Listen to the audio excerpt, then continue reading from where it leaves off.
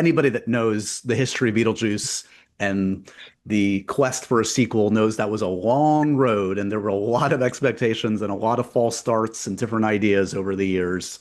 And I've talked to Michael over the years. I've talked to Winona a lot over the years. They are very protective of these characters. They have very specific ideas of what they did or didn't want to see.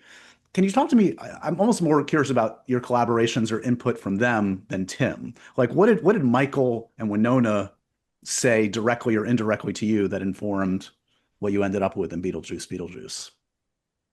Well, that was interesting. Tim came to us. We were shooting the first season of Wednesday, and he called us into his trailer one day after shooting. And we thought, oh, God, is something wrong?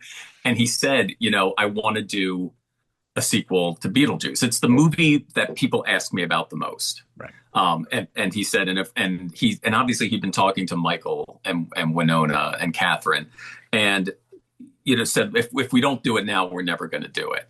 And so we went away. And again, that's we seem to have this problem, which is you don't want to destroy people's childhoods, right? So you don't. You know what I mean? Like you're dancing on the knife's edge for 30 years. You're just dancing on the knife's edge with these things, and you want to honor. It is always the hat trick and the tightrope with these things, which is you want to honor what's come before, but it also has to feel there is a reason to be, and it's not just a cash grab, right? For these things. Yeah. So it can't be cynical. That's always the thing. Yeah. And I think what was great for us was Tim was literally the traffic cop for all of it. So we wrote the script, wrote the first draft, got it to him, sat with him, got all of his notes. Then he gave it to, Michael, Winona, and Catherine.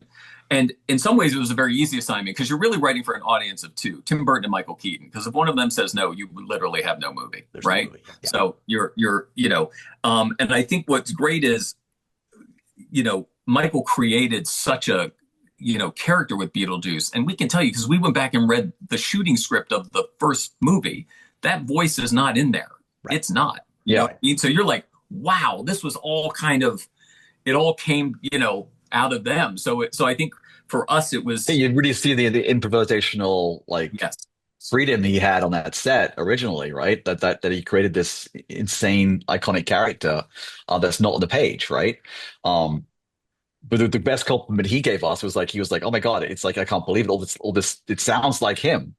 That was like, it sounds like Beetlejuice.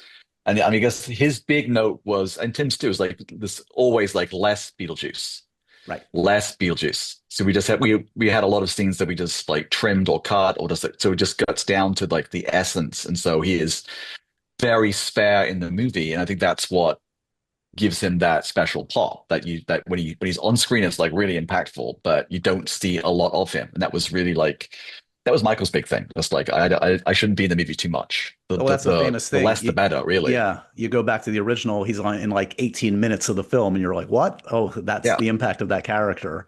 It is. Yeah. He's just an agent of chaos. Needless to say, yeah.